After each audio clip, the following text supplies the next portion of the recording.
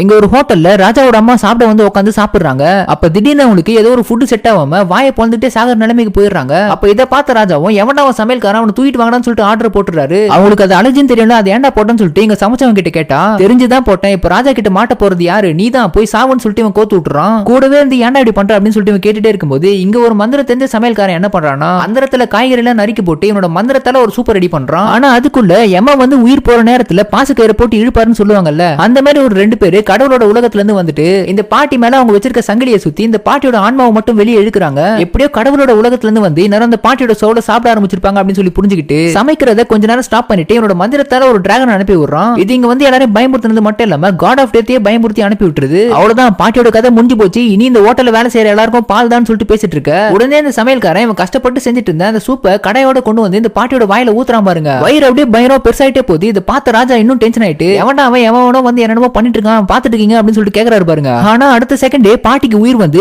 ஆமா நான் எங்க இருக்கேன் அப்படின்னு சொல்லி கேக்குது.